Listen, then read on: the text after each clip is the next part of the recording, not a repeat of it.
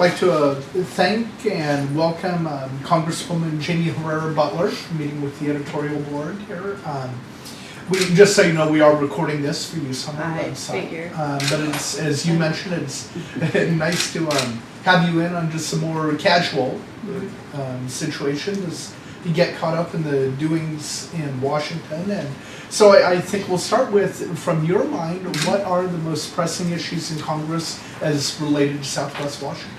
Okay, so there's a few things that I really wanted to bring up, because you can relate a lot of things that are going on back there to here.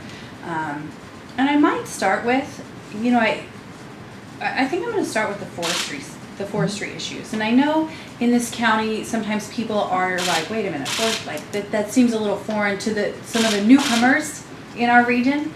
It was about 20 years ago we had 53 mills. We have one in this county today. And that's compared to what's been happening in our federal forest, that's not even the biggest issue. The biggest issue is that our federal forest policy is completely failing. And, I didn't expect this to be where I spent a lot of time. I knew we had I grew up here, I knew we had forests, but to the extent that the federal policy has harmed really their health and then the communities and the species that depend on them is shocking to me. So we've had 20 years of Northwest Forest Plan, and I'm not saying, I should get this on the record, I am not saying let's undo the forest plan, let's get rid of the forest plan. What I would like is for a careful review of, we have now 20 years of science behind what we've done, and I want to know, has it worked, and should we make changes? I think that's pretty rational.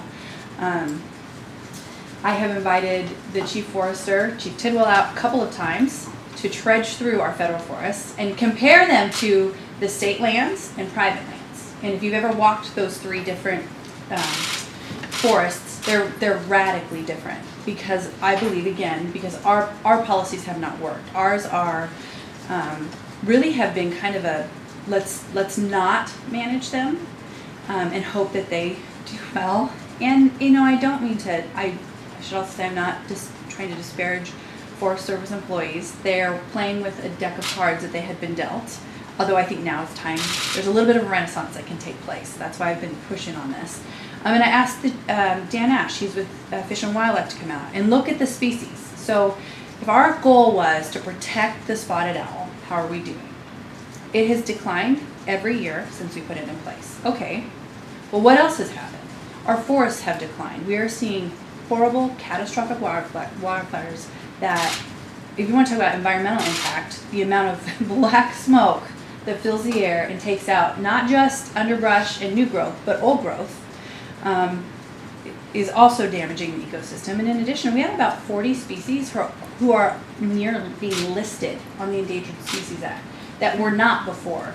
And I believe, I argue, but if you look at the science, prominent foresters, regional foresters, previous Forest Service employees, scientists, people who helped write the forest plan, I've heard it out of all of their mouths, that the way that we don't go in and selectively harvest means that we have one age class. So all the trees are about the same age, and they have created a thick canopy, meaning there's no several species, there's no diversity. Well, critters need things to eat. Owls need to eat the critters. That's one small example of it, but you can look at the elk populations, elk herd we have. If you go up towards Cowlitz, they're starving. It is all interrelated. And so what I've been pushing on, and there's kind of some short-term things and some long-term things, but what I've been developing over the last couple years is a bill that is going to require us to use an ecosystem approach, not a single species approach. So we can't put everything on hold and hope we're going to fix things for the owl. If we manage to the health of the entire forest, we're going to benefit the owl and everything else down the road. And so, from both Chief Tidwell and from Dan Ash, Fish and Wildlife, they have both out of their mouth said, we agree, we like this. And have given me commitments they're going to move in that way. I am kind of a commit and trust but verify. So I have legislation that we're going to be introducing shortly. I've been working on it for almost 2 years now. I feel like it's never going to be introduced. But it will be done shortly. That requires the ecosystem approach.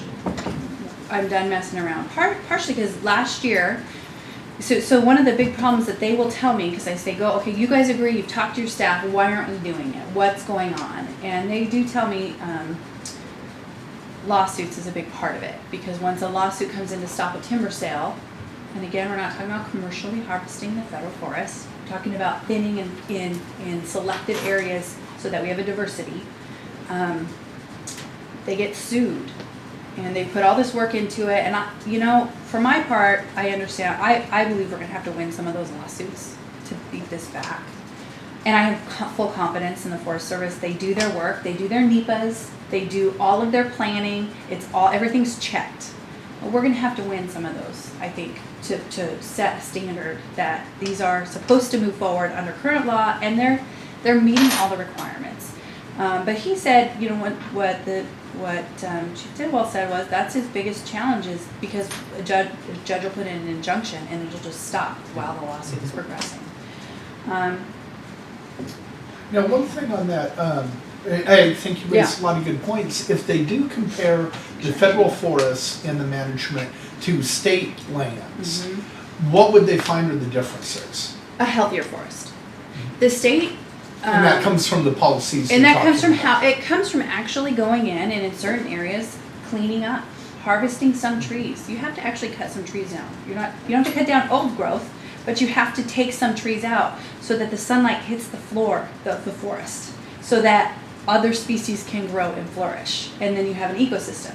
When you just say we're not going to cut anything and it's all going to grow and it's all going to be the same, you have skinny, unhealthy trees. I think they're more open to types of, we're talking about beetle infestation or rot. It depends on if you're a wet side or a dry side forest, but it's happening in the northwest region.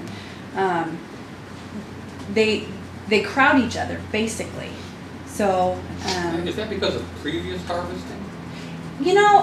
That's a great question. That might be a little beyond my science. I've heard certain foresters and certain faculty members from UW who are in forestry talk about, 100 years ago it was all on its own, and what would happen is a major forest fire would rip through and change the age classes. Right. Since we've touched it, I don't know if we can just walk away anymore. If that makes sense. No, it does make sense. But because we've impacted it by living, growing, by Lewis and Clark coming out. By cutting down trees, by being here. Right, but I think that cutting down trees would be the critical point of that you just made, because at the end of the day, if you do just leave it alone, why wouldn't nature eventually rectify itself? Well, and it is. Right now, we're seeing some of the disease. We're seeing major burns, but I think as a society, we have decided.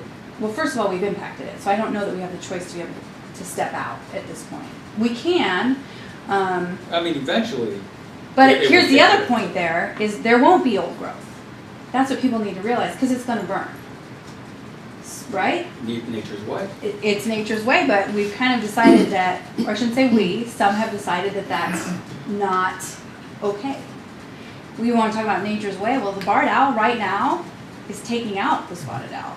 And Fish and Wildlife's response is, we're going to shoot it. We're going to go out into the forest and shoot it. But ultimately, isn't this just a crazy, crazy way of living? That we are going to try to manage nature to the degree that we'll spend millions upon millions of dollars to try to make this, in the human's eye, the way it should be. Well, if you just let nature do its thing, we're done. I think you can apply that to many different arguments. True. The changing climate. People talk about, I don't believe that the climate is static. I don't think it ever has been. Everything in nature shows that it has changed over time. Sure.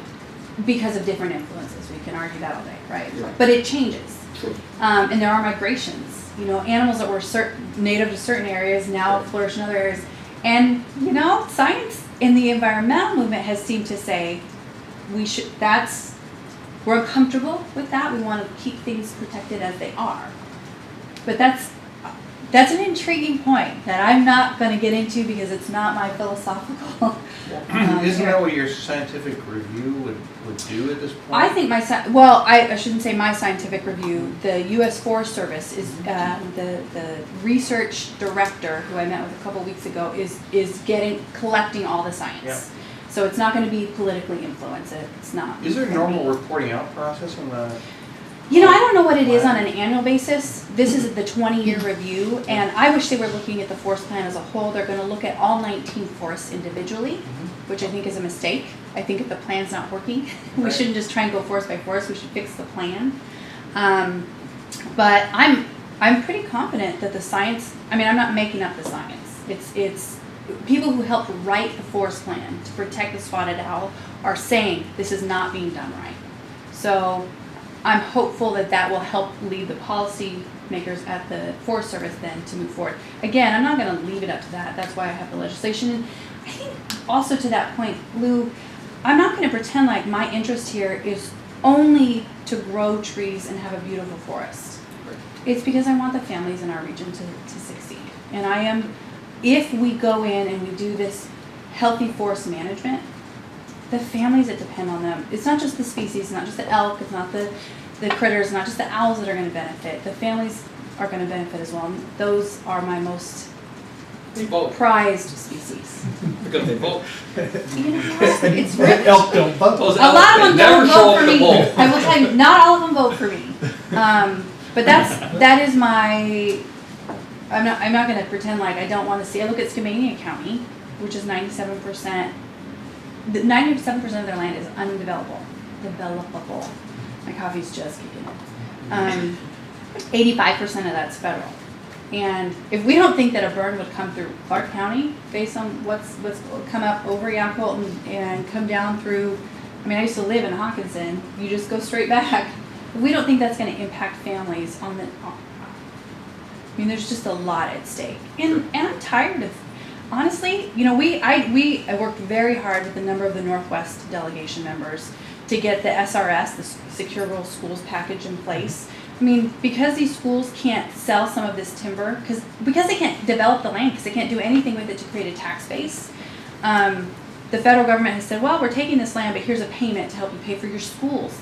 The poverty and the inequality that is taking place in some of our schools, in these regions that are resource rich, look at Pacific County and Lewis County and Skamania, they're resource rich. And yet, because of we as society have decided in our brilliance, you're not gonna, we'll develop our land over here in the Puget Sound, but we're not gonna let you do that there. And these kids are at a disadvantage. They can't pay for their police and their fire. And there are good jobs. In my mind, it's win-win-win. You take care of the forest, which helps the species. I guess we're maintaining the species. Let the record show. We was all for, getting rid of the spotted owl. And we help the families. So, and this is my district. You are right. We are really heavily impacted by this. More so than other regions of the state. One side question about the let nature take its course. So when we do have a large wildfire, why do we spend millions fighting those? Shouldn't we let them burn? We actually, there's a federally, if it's like a lightning strike, you're actually not allowed to put it out. Because I think they're attempting to follow some of the nature take its course. It's when it becomes catastrophic, which happens quickly, that there are families and lives. And it's not just burning in the forest. Well, obviously when it gets close to homes or people. Well, and get this, fire doesn't respect boundaries. They don't. It doesn't understand. Well, that's a state forest. I can't go over that boundary. That's a private land. If you've ever walked some of the private, like the family-owned forests around here, it's beautiful. It's pristine. And they have amazing diversity of wildlife. The streams are really clean. They are seeing more fish passage. I can't say that phrase. I've never really said that phrase. But they're seeing what I would say is something that we try to protect around here, an amazing ecosystem. And fire on a federal land that gets out of control burns right through all of that. And it destroys things. It destroys old growth. It destroys habitat. And it can take lives. So. How much support do you foresee in Congress for this is one of the great things. Policy? I actually think, I would say updating policy. A lot, and from across it's from across the aisle. Peter DeFazio and I were on our flight back a couple of weeks ago talking about the wildfire issue, and some of this is being pushed because we have these wildfires. About a year and a half ago, the White House invited some of the Western lawmakers who've seen these fires to talk with Secretary Vilsack, and a number, it was all the acronyms from the different, CEQ and the oceans folks, wildlands. So it was a kind of a not a summit, but a meeting of the minds, and it was a bunch of Western lawmakers, and we were on the same page. Kurt Schrader and I, they wanted us to put money in for wildfire fighting disaster funding, which I'm all for. And our message to them was it's so funny because Peter and I probably don't agree on a lot, but on this our message was, okay, we're there, but we also have to do something to prevent these fires. We will fight to put that money out there because we recognize it's a problem and it's a natural disaster, but we want to see our forests return to health and our families return to health. And so there's actually a good amount of support. Derek Is it Kilmer, difficult to get Eastern lawmakers or urban yeah. lawmakers Oh, yeah. who don't Yes, understand absolutely. these issues? Absolutely. That's why I think it's important to have Republicans and Democrats. And not just Republicans and Democrats, but people who probably are from different ends of the spectrum on board. Absolutely. And, in the House, it's kind of a mob rule or majority rule. The minority is not protected. So, and that cuts across party lines. It's whatever the idea is. So we're always up against, one of my gripes was, I supported the cleanup or relief efforts around Hurricane Sandy because I felt like if that was my home, and it wasn't something that one tiny community can handle, I expect there to be a response. But then when I have to convince some of these folks, wildfire fighting, for example, that what we're fighting right now is to say that money should be set aside. It shouldn't have to come out of the rest of the budget. And some people are like, well, we got to pay for that. And I'm like, wait.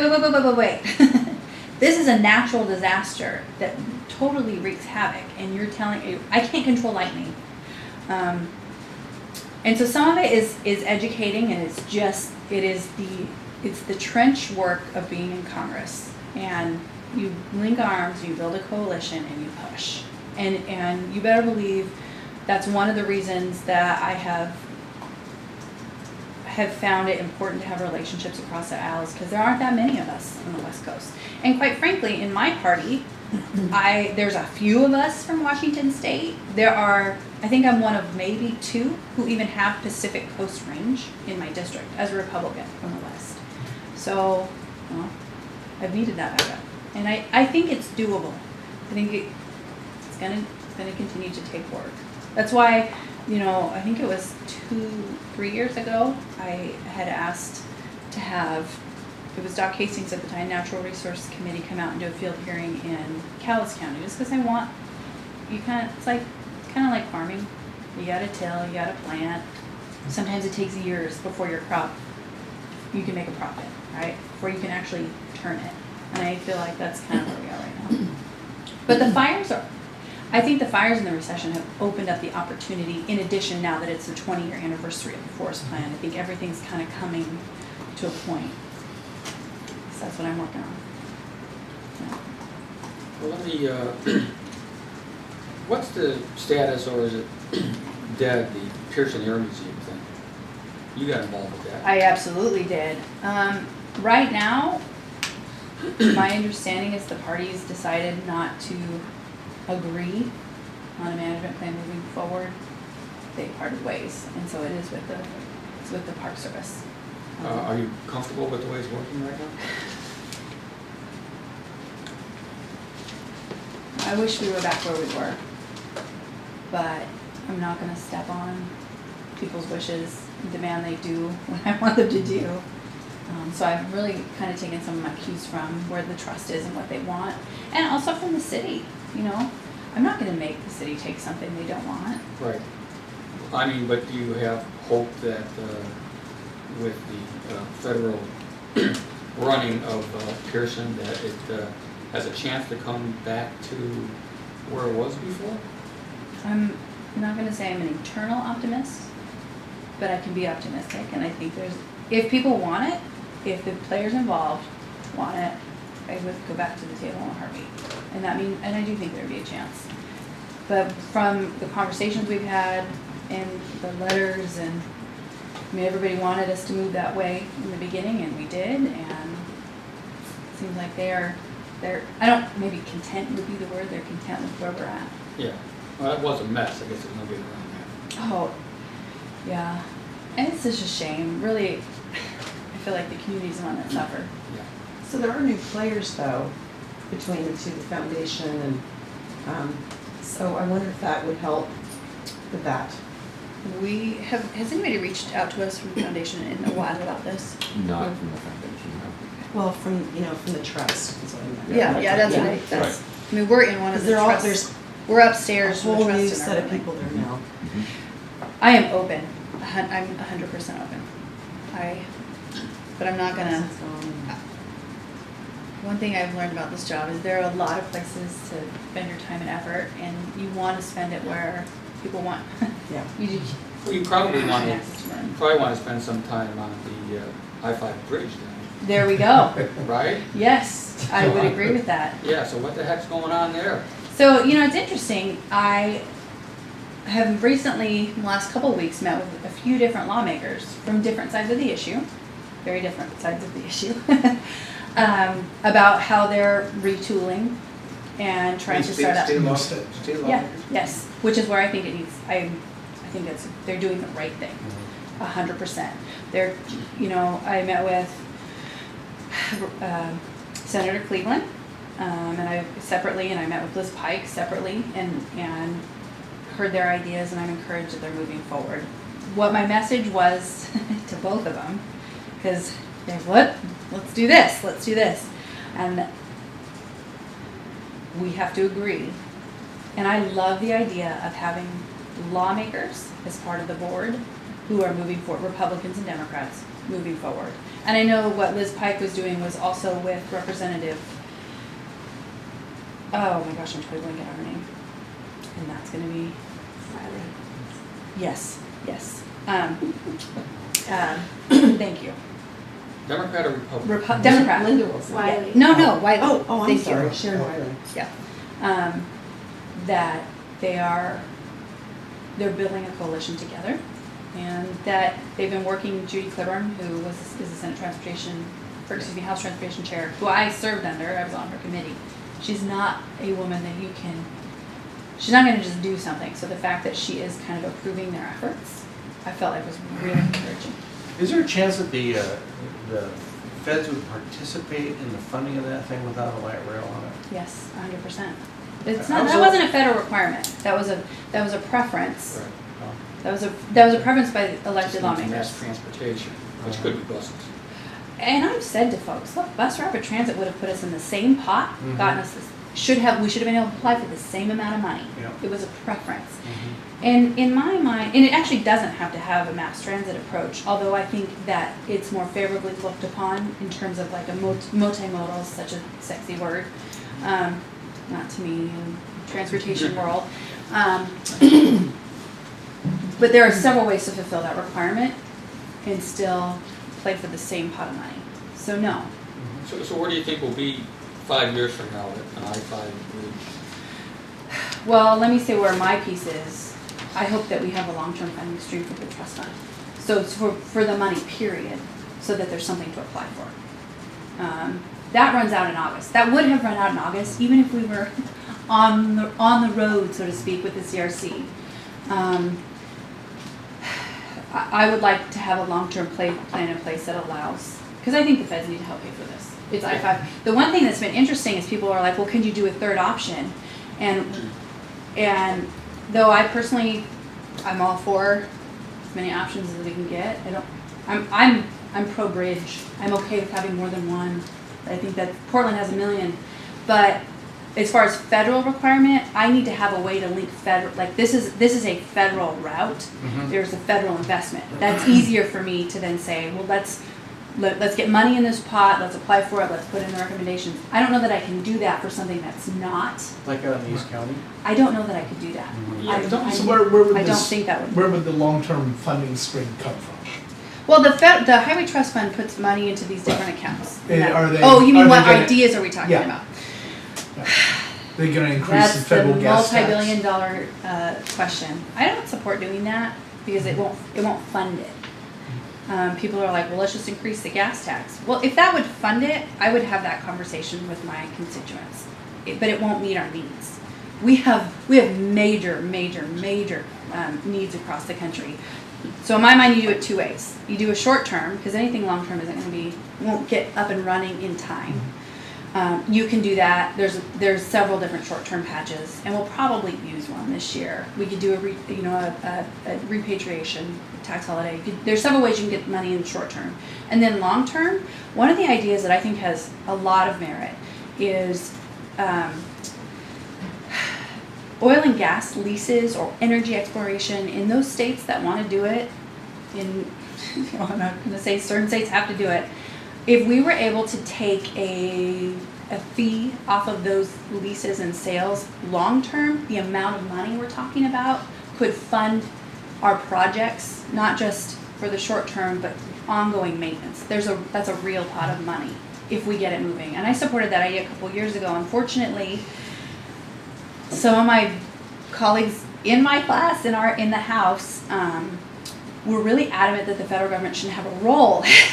And so it's kind of like cutting off your nose to spite your face. I felt like we lost the ability to push this idea and get it because the fight was about whether or not the federal government should be doing this. And there's a group of us in the House that are still pushing around that idea. I think you have to link them, short term and long term. But that's one way that I think we could actually meet our And that money infrastructure would be needs. earmarked for Yeah. transportation. Oh, it would go right projects. into the trust fund, is how I would, yeah. But in terms of bridges, don't you think that when people try to start conversations about, let's say, this proposed East County Bridge, that takes away the potential momentum of trying to get an I-5 bridge passage? I don't think so. So do you like an East County Bridge idea? Well, I live in Camas. I sure wouldn't mind. So you're in favor of an East County Bridge? Well, as a citizen, I am not out there pushing for it because I don't even think there's a federal role for me. I don't think there's a way I could even help with that. Well, that's as a representative. Yeah, that's what I'm saying. Right, not as a citizen. So you're asking me as a citizen or you're asking me as a representative? Okay, as a citizen. Okay. I would take an East County Bridge, a West County Bridge, a better I-5 bridge with a reversible lane in the middle. There's a way to retrofit our current bridge that wouldn't require tolls. I mean, as a citizen, the idea is abound. Okay, now as a representative, do you think that when you're talking about multiple options and not focusing on one viable option, it takes away from the momentum of getting an I-5 bridge done? We just need more moms in the process because moms can handle multiple things at once. Honestly, no. Why do we only have to put our energy into one thing? We have multiple parts of our brains. We're smart. There's a lot of us we can pull together and we can work on more than one thing at once. First of all, there's only so much brain power, particularly for people in Congress. And But I already told you that that's not the third, so if you do a third East County Bridge, that's not gonna be my purview. So are you talking about Congress making grants? Cause I'm not talking about Congress dividing its efforts. I guess what I'm trying to get to is if you truly want to get an I-5 bridge replacement done, as a representative, That is where it makes sense for a representative to potentially say, we have to focus our brain power and all of our energy into getting that done, as opposed to having 4 other options that we're going to spend time and energy on. Okay. Well, I'm not. I guess I need to clarify. I'm not saying that as a representative, I think I should be pushing multiple bridges. Right. Yeah. No, I don't think that makes sense. I didn't know that that's. I don't know if I had understood you correctly. If the county wants to work on a project, I don't think that just. I don't think that deters from my ability as representative to focus on an I-5 solution. Well, what if let's just say suddenly an East County bridge becomes Sure. viable? Lou, you are the man of okay, so in this situation. Exactly. So. Okay, so if an East County bridge becomes viable. Right, and that takes away from the opportunity of getting an I-5 bridge crossing done. This is all about prioritization. Tell me why it would. You don't think it would? You think that Well, we are they could suddenly, applying for federal grants? No, but let's. Then why would? You think that an I-5 bridge could get done while they're working on and constructing an East County bridge? We're talking about totally different pots of money. Yes, and you think both of those could happen at the same time? With totally different pots of money. That's what you were asking me was, do I think it detracts from the I-5 bridge? I think. Right, from getting it done. From getting it done. Honestly, what the counties do with their bridges and their roads, I don't think it's going to be the same as what we do with I-5. Okay. I mean, and the only way I see a major problem is, for some reason, if there was like a federal tie-in and they could apply for the same pot of funds, and you're talking about two projects going after, okay, that's a conflict. Well, first of all, both states are going to have to get involved in an East County bridge. And if both states get involved in an East County bridge. You don't think the representatives in the different, because you're going to have different representatives No, in I Portland understand and that. in But Gresham. my point is, this wouldn't be, you're not suggesting that federal money was going to pay for the No, entire I-5 bridge. No. The states are going to have to get Yes. involved, and the counties are going to have to get involved in those states. If they get involved with money from a state and county-wide scenario for this East County bridge, they would also have to get involved for an I-5 bridge for money. That sounds like a good conversation for you to have with your state lawmakers about state funds and state budgets. I'm just asking for your opinion. You specifically said, are you supportive, blah, blah. Like, I'm focused on the federal responsibility to make sure the I-5 bridge moves people Yeah. and doesn't fall down. Okay. Pretty, moves people in freight. Pretty simple. Whether or not the states have the capacity to pay, I could opine all day long on what the state's spending its money on, but that's not my role. It's not what I was elected to do. I just feel like you can take a leadership I think role. you want me to hate on that bridge is what it sounds like. No, but you're loving on it. No, I am agnostic. That's probably the only time in my life I'll say that. Okay. Switzerland. But I'm not going to hate them. All right. I'm Switzerland. Okay, talk about federal responsibility. What is the federal responsibility regarding oil trains? Safety, best I can tell. And what is the House doing in that regard? A few things. Actually, that's one of the reasons I voted, took all this flack for it, but I for the Cromnibus last fall, was because I helped get about $9 million into, on the approach side, into pipelines, hazardous materials, safety. So response training, at-grade crossing improvements for some of my small cities to apply for so that they don't get bisected when any train really, it's not just oil, goes through. So there's that piece. I also helped write the regulation, require the administration to come out with the regulation they did on Friday. Friday was the 1st. They just came out with it for tank car safety, which is really the next piece, requiring them to phase out the 111s and to retrofit or phase out the 1232s. So How long we've do you been think humming on that. Phase out. I know on the 111s it could take a year and a half, 2 years. And I've called industry leaders, like the people who make the tank cars, who are all for these new regulations. In fact, they had told me a year ago, it's not moving fast enough. We need this regulation in place. Okay, we got it. Because they stand to make money off of making these cars. They have told me that unless we do the phase, it literally will stop any movement at all. So you can't do it overnight. There aren't enough cars. I think they've gotten about 1,000 cars into rotation of the new, I think they're 117s of the new ones.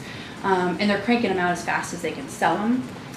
But it can't happen without, from what they've told me, without a phase, because it just physically can't make the demand.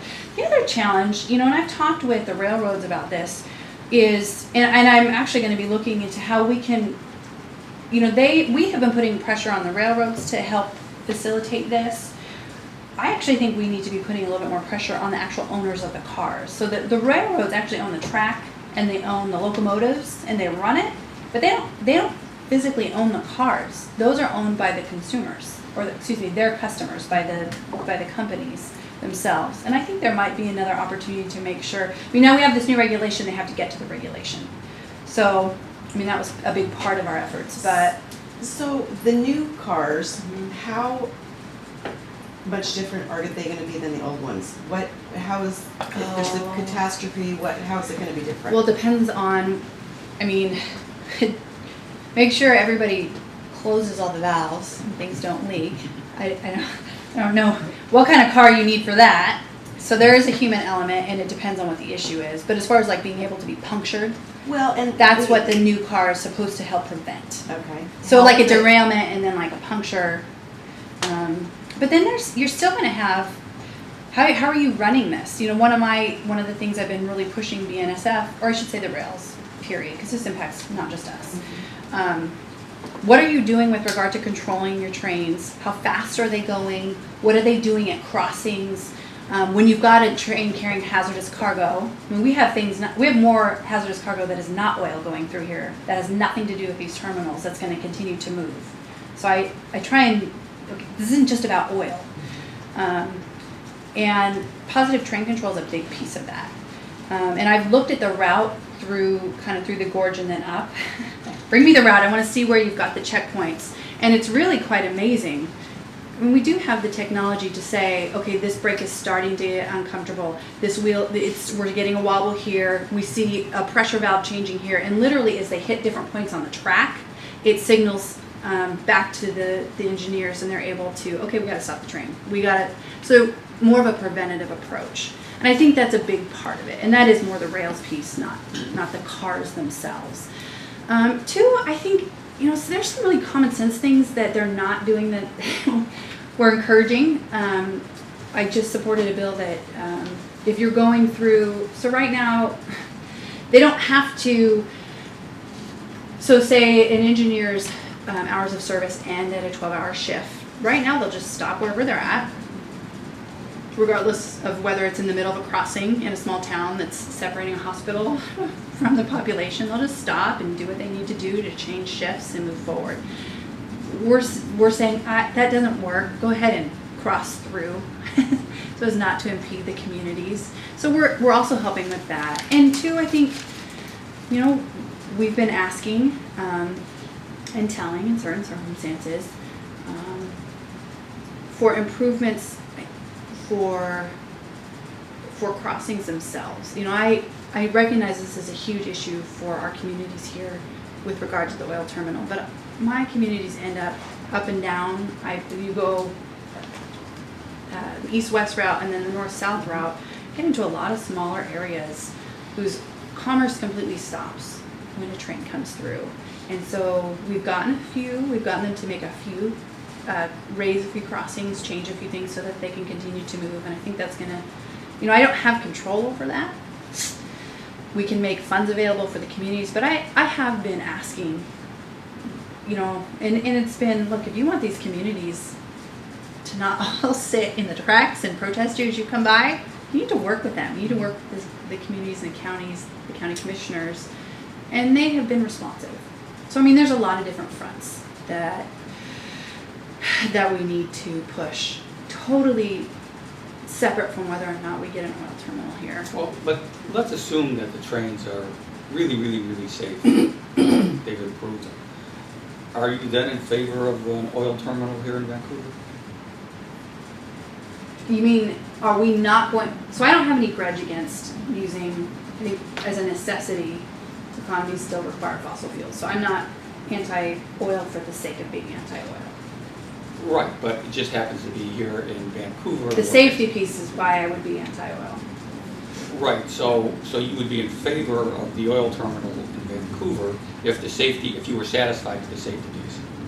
Oh, if I was satisfied with the safety piece, I'd see it as an opportunity economically. The oil terminal? Yeah. Okay. That's a big if. No, I understand that, but yeah, I my issue, and I've tried to encourage folks to look at this. My issue isn't with the commodities that are moved, because people move chlorine that is way more dangerous. How and much? hazardous. How much chlorine? I wish I had the number, but it's a lot more, it's significant. It's more than oil. I believe, yes. Quantity wise?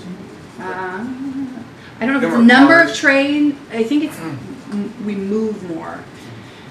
They're probably not gonna give me the answer now.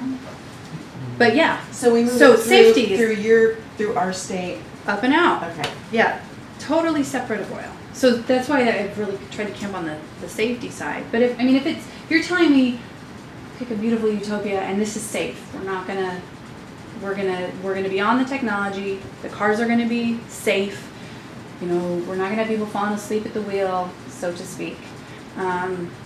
Fix at grade crossings, I would see that as an opportunity. Well, some people would argue that even if it is completely safe, we don't want to turn into Houston. This is going to be the biggest oil terminal on the West Coast. And the idea that we're going to have that, the idea that, we're not Houston, but it's sort of like, do you want this beautiful proposed waterfront project? And will us moving in this direction of having this huge oil terminal impact Vancouver as sort of like a quality place to live? Oh, I get what you're saying. And I think that's a real issue for us. Now, I don't support us turning into Houston. I don't want to destroy our waterfronts. Right. I guess to put a spin on that, take the oil out of it, make it marshmallows. Maybe they're mining marshmallows, and it doesn't take much to be the biggest oil port on the West Coast. We are the West Coast, right? Now, if we were competing Well, with there's LA, Houston, they're but- all up and down the West Coast. ports, but in terms of what's being exported, Well, I'm talking, yeah, right, but Yeah. oil terminals up and down the West Coast, you'd be the largest one. so if you're moving marshmallows, one of the things I've asked folks in and around Vancouver who live here, I'm in Camas, who live right in downtown, is your concern safety? Is it that the trains are coming? Or, is it that it's oil trains because it's oil? Mm-hmm. Or is it that it's the safety issue? And they've said safety, which is, Yeah. I think it's appropriate. Because as far as I understood, I've really labored under the apprehension that we want to increase exports. We want to increase economic activity. Oil out of it. I have 15 public ports. I've spent a lot of time trying to help them get funding, get permitting, move stuff. And that's going to impact us as a community regardless, because we're going to grow. But I guess I thought that was part of what we wanted, right? When I ran for this job, economic opportunity, we're in the middle of a terrible recession that a lot of people have not come out of. And having jobs that pay has been a big issue for us. And so, what you're kind of melding the issues. You're saying oil, but you're also saying increased activity, changing our way of life, impacting us. There's a point of balance in this thing. It's kind of like, I was driving down I-5 the other day and I thought, what would it be like if there were a constant flow of semi-truck trailers full of, like gasoline tankers? Mm-hmm. And I was watching the freeway flow recently, and there's an occasional tanker full of gasoline on there, but what if like every fifth car, every fifth vehicle was a gasoline tanker? Would we be bothered by that? Mm-hmm. I think there's a point where the volume starts to become a problem in its own right, where you can tolerate a little. I think chlorine gas is an example where you don't really see much discussion about that, but I don't think there's a 1.5 mile long chlorine trains going through here. But even if let's just take your example of marshmallow trains. If there was 1.5 miles Okay. marshmallow trains and it was starting to overwhelm the waterfront development, we had to build another set of parallel lines all the way through Washougal. So wait. So you're talking about just increased traffic. I'm talking about a balance point where too much of a certain thing is a bad thing. Absolutely. Where a certain amount is tolerable, and we can all kind of say, well, it's required for the. But when we kind of turn over all of our infrastructure Absolutely. to this stuff. Yeah, no, I agree. You know, one time. But wait a minute, are we really close to that? Are we there? Because if we are, I need to be talking to the committee about whether or not I am spending my time on the right things. We are absolutely on a path there. When you look at the increase of trains and train traffic, we are on the cusp of a dramatic increase that will dominate the waterfront of Vancouver, Washington. So this is a pretty big, what I'm hearing from you is a pretty big shift from what I hear from our ports and our cities. That's right. And developers Not and our all schools. your cities. Well, I would argue that the Vancouver City Council, they've made requests of me for grants for economic development. They do it all the time. And I'm all for economic development. I used to chair the Economic Development Council here. But back in those days, we were a little picky about the kind of economic development we wanted. It's true. We didn't want things that had consequences that would damage the community. We were going after green industries, semiconductor plants, Absolutely. high wage paying jobs. And if you look at the wages attached to some of this bad stuff that is coming down the line here, to me, it's not worth it. Well, and I think every citizen is going to get to make their decision about that, and I encourage them to weigh in with the governor. This is not permitted.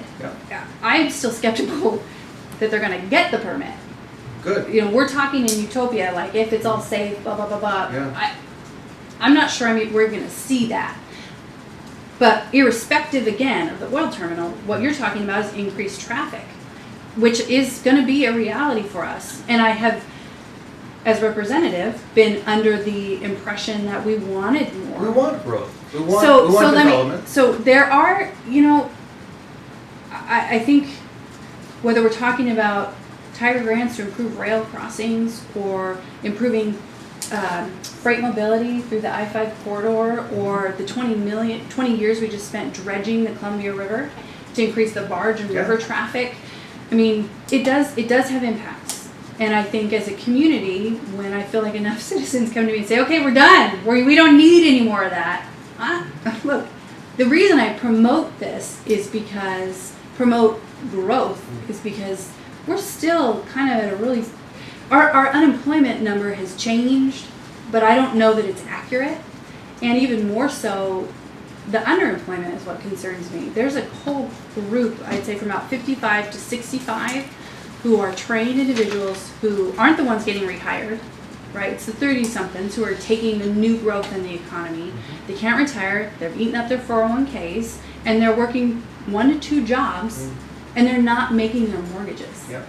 Those people come to me all the time. So I think I would argue that we're not quite there yet. I don't know that we're to the place where we're like, well, we've got so much happening, we're not gonna take you. I mean, our ports work pretty closely with the Pacific Northwest waterways in general.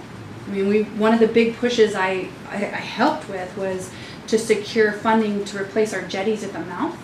The equivalent of 7 Katrinas a year hit those jetties, and if they go, all this dredging will be for naught. The silt, everything that comes, and the silt that comes down the tulips from Mount St. Helens that fills in our ports, Port of Ridgeville, all these small ports up and down. I mean, these are lifelines. So in general, oil out of it, things coming and going have been pretty important for our lifeline. So when we get to the point when we look like we're moving in that direction, I guess I'm not opposed to. I would just advocate for clean energy and for diversity and economic activity, not to turn over so much to one thing. And I think we are. I mean, that's one of the people ask me, what's the big issues for you? And I say it's completely diverse. We are mostly small and medium-sized businesses.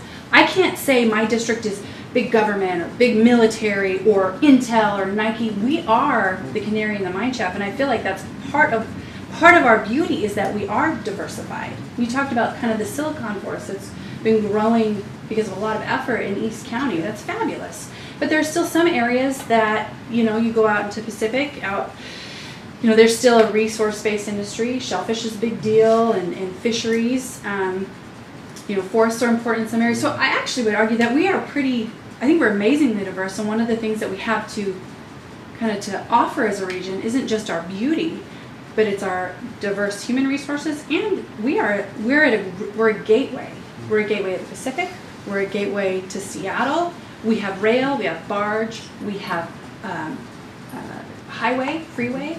I mean, and I hear often, manufacturing jobs are important. Well, if you're going to manufacture something here, you have to be able to move it. Period. And those are good living wage jobs. Those are great jobs. Now, and just a real quick tangent before we get off the oil terminal, would you be in favor of lifting the federal ban on oil exports? Oh, I can't answer. I don't know that I'd be very cautious about that. I'd be cautious. One of the things we saw internationally in the last year with Russia and Ukraine was when they went in, one of the things I seem to think would be helpful was, can we step in and supply energy so that you're not so dependent on Russia? And so I think there's some soft levers of influence we can have internationally, and if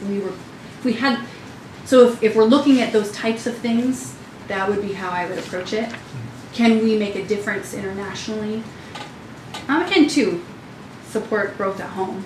So I would proceed with caution. I don't know that I have an answer. Yeah, I don't just even have Jamie, how do you see this climate change issue now? It's been a number of years since you took office, and a lot has changed in the country as far as concern about climate, some of the weather variances we've had.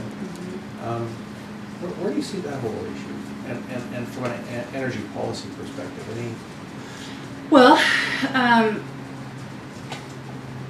I live here because I want to protect it.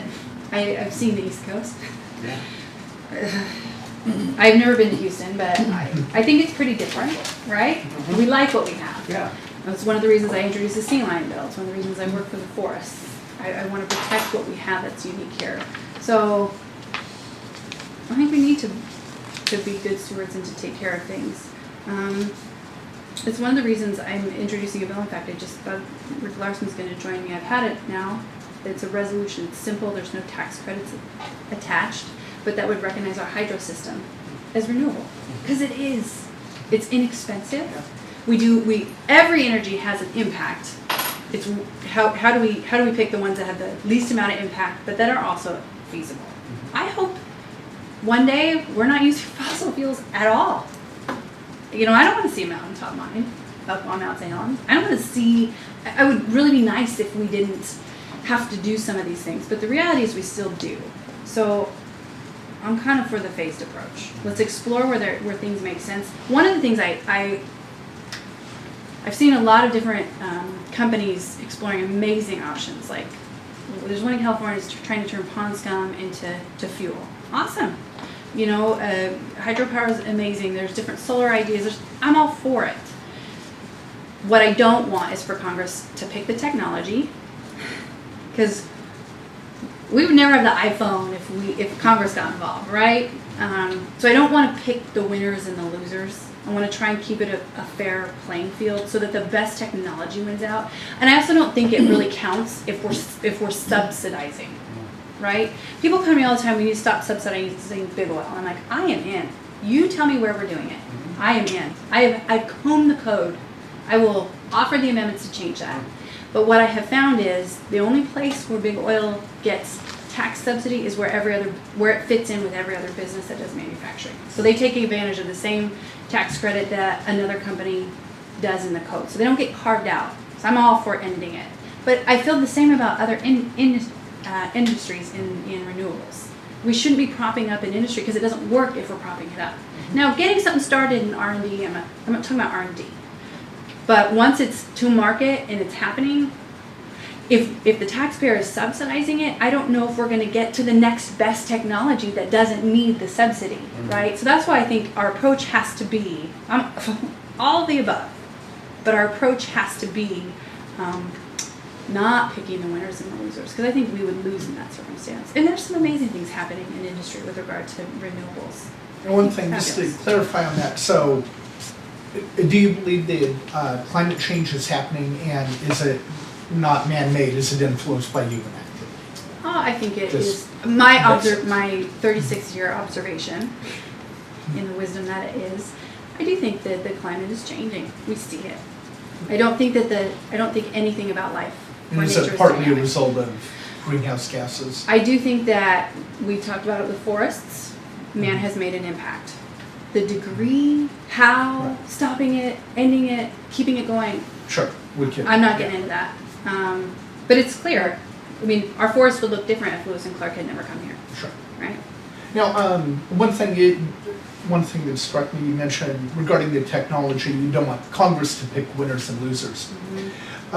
Using that that's been one of the criticisms of the Export-Import Bank. Where do you stand on that? Just should it be renewed or not? I do believe we need to renew it, and here's the difference. So, and I feel this way about NIH. This is an important distinction. Where there is a private market and private interests, we shouldn't be propping up an industry. The difference with XM, and this would also be different if we were talking about creating XM today and putting taxpayers at risk. I would approach that very differently. But we're not. This was done before all of us were born, and right now it's not taxpayer money. It's refunded money. It's a revolving loan program, and so we're not exposing taxpayers. Those who take out the loans pay back in, and those are relent. So on one hand, that's a crucial piece in my mind. Secondly, there isn't a private market for this. I haven't had big banks, small banks, credit unions, and they're always talking to me about market share. I've never had one of them say we want to be involved in this. And so there's not a private. The government isn't stepping in and taking the private market, which is we're actually technically not allowed to do that, though I think there are instances where we do. So I think that separates this. And two, for Washington State, I think we have I think there's about 9 companies. We're talking millions and millions, almost $100 million worth of business that are not Boeing related Right. in our Nobody- area. I always say that. I'm not against in Boeing, Clark but County. yeah, that need that ability to access that capital, who can't get that capital through other means. And so, we're a very trade dependent state. We're the trade dependent state, which is why this is an interesting conversation to me about, we're on the ports, we move things, we create things, we sell them elsewhere, and sometimes here. And I think that's crucial to us being able to continue to protect those jobs. How's your relationship with the Clark County Republican Party? That's fine. There's no hard feelings on mine. Well, what did you think of that? Makes me feel like What did you think of that boyfriend. censorship thing? Oh, I think everybody's free. They're activists, and they're free to be activists. And I've told certain folks, look, don't change look, if you feel like you need to censor me, you do it. I don't want you to change. I'm not going to influence you to change that. I wonder if I have it. But I do. I can't believe I have this. But I did read one of them this quote. And I'm going to read it here because I get to. In Lincoln's time, there was a 5-month gap, and I'm not comparing this issue to slavery, but I'm going to use his perception here. Lincoln, founder of the Republican Party.